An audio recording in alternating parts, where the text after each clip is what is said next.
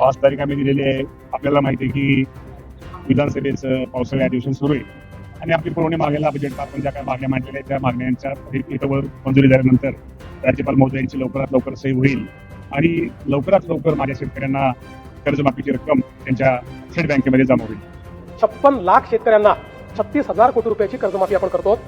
यामध्ये ज्या लोकांनी यापूर्वी कर्ज घेतलेलं आहे, जे थकीत आहेत, असे सगळे लोक आपण कव्हर केलेले आहेत. नमस्कार शेतकरी मित्रांनो, आजचा हा व्हिडिओ आपल्या राज्यातील प्रत्येक शेतकरी बांधवांसाठी खूप गंभीर आणि अत्यंत महत्त्वाचा आहे. होय शेतकरी मित्रांनो, ज्या कर्जमाफीची वाट तुम्ही आम्ही महाराष्ट्रातील लाखो शेतकरी चातकासारखी पाहत होतो, त्या कर्जमाफीच्या बाबतीत आता एक धक्कादायक आणि सर्वात मोठी अपडेट समोर आली आहे.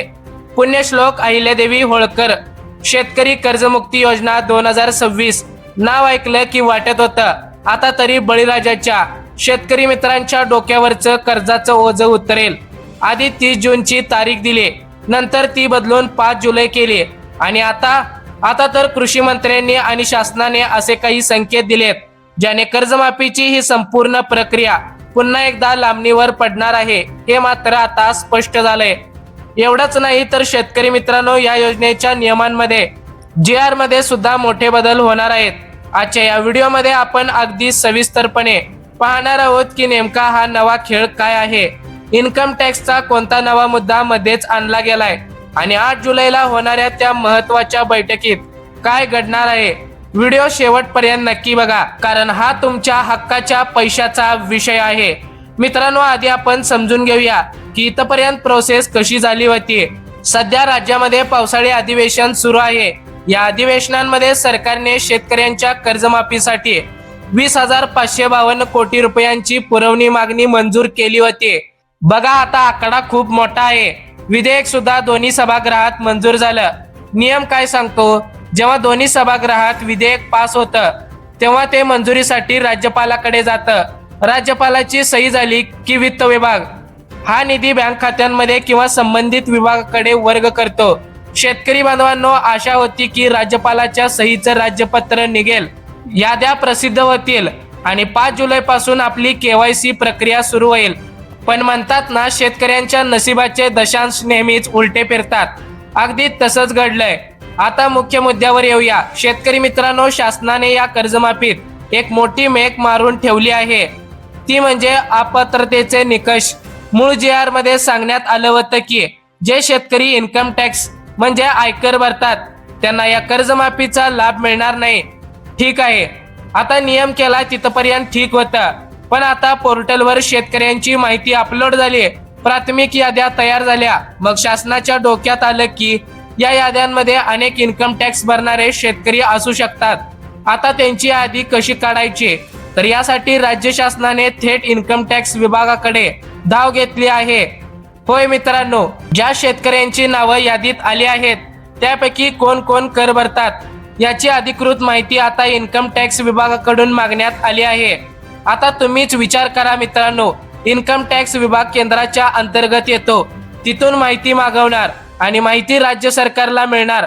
मग त्या माहितीच्या आधारे माध्यमातून आयकर देणाऱ्या शेतकऱ्यांची नावे छाटली जाणार आणि त्यानंतर शुद्ध झालेली पात्र शेतकऱ्यांची यादी पुन्हा पोर्टलवर अपलोड केली जाणार.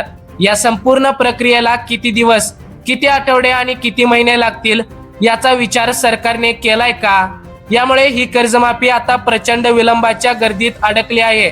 शेतकरी मित्रांनो, दुसरी महत्वाची बाजू म्हणजे या कर्जमाफीच्या योजनेमध्ये आता बदल करण्याचे संकेत खुद्द मुख्यमंत्र्यांनी आणि कृषी मंत्र्यांनी दिले आहेत.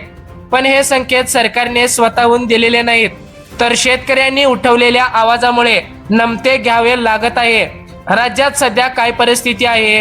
हजारो लाखो शेतकरी या कर्जमाफीच्या जाचक अटीमुळे योजनेपासून वंचित राहत आहेत. दुष्काळ, अवकाळी पाऊस, पिकांची झालेली नासाडी यामुळे शेतकरी आधीच कोलमडलाय. तर तुम्ही 2011, 2019, 2024 चे जुने नियम लावून शेतकऱ्यांना अपात्र ठरवणार असाल तर मग 20,552 कोटीचा फायदा कोणाला होणार? याच कारणास्तव संपूर्ण राज्यातून या कर्जमाफीच्या GR मध्ये बदल करण्याची मागणी होत आहे.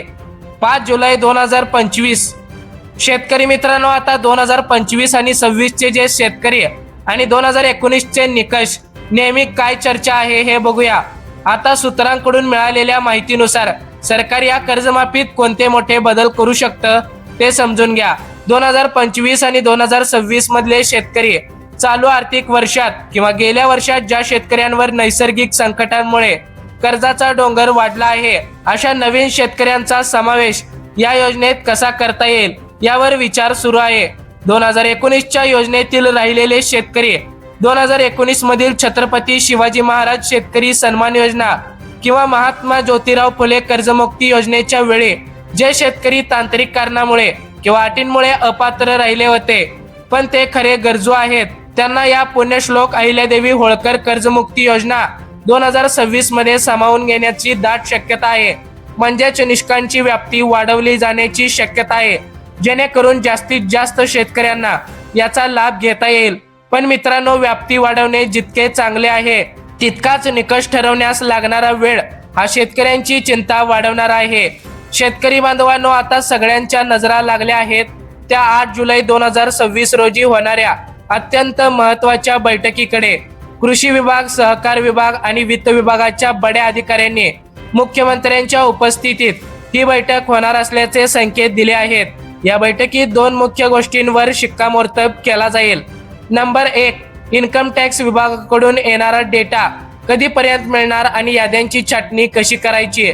नंबर 2, GR मध्ये नेमके कोणते बदल करून वंचित शेतकऱ्यांना आत घ्यायचं.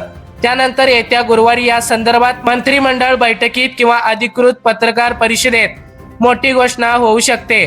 त्यामुळे तुर्तासा तरी ज्या 5 जुलैला याद्या येणार होत्या आणि KYC सुरू होणार होती ती प्रक्रिया आता पुढे ढकलली गेली आहे हे मात्र आता स्पष्ट झालेलं आहे. तर शेतकरी मित्रांनो, एकंदरीत परिस्थिती पाहता निधी मंजूर असूनही केवळ प्रशासकीय दिरंगाई, इन्कम टॅक्सचा डेटा आणि नियमांमधील घोळ यांमुळे शेतकऱ्यांची कर्जमाफी पुन्हा एकदा रेंगाळली आहे. आधीच पेरण्यांचा हंगाम सुरू आहे. खत बियाणांसाठी शेतकऱ्याला पैशाची गरज आहे. अशा वेळी सरकारने ही प्रक्रिया जलद गतीने राबवायला हवी होती. शेतकरी मित्रांनो, तुम्हाला काय वाटतं? इन्कम टॅक्सचा हा नियम योग्य आहे का आणि कोणत्या वर्षापर्यंतच्या शेतकऱ्यांना कर्जमाफी मिळायला पाहिजे? तुमचं मत खाली कमेंट बॉक्स मध्ये नक्कीच लिहून कळवा. 8 जुलैच्या बैठकीत जो काही निर्णय होईल किंवा गुरुवारी जो काही नवीन GR येईल त्याचे अचूक आणि सर्वात आधी अपडेट्स आपण आपल्या बोलगड्या मराठी या YouTube चॅनेलवर देत असतो. त्यामुळे आताच आपल्या बोलगड्या मराठी या YouTube चॅनेलला सबस्क्राईब करून हा व्हिडिओ जास्तीत जास्त शेतकरी बांधवांपर्यंत तुमच्या गावातील WhatsApp ग्रुपवर शेअर करायला विसरू नका. सावध रहा, सतर्क रहा, काळजी घ्या स्वतःची आणि स्वतःच्या कुटुंबाची. भेटूया पुन्हा एकदा अशाच महत्त्वपूर्ण अपडेट सोबत. तोपर्यंत जय हिंद, जय महाराष्ट्र.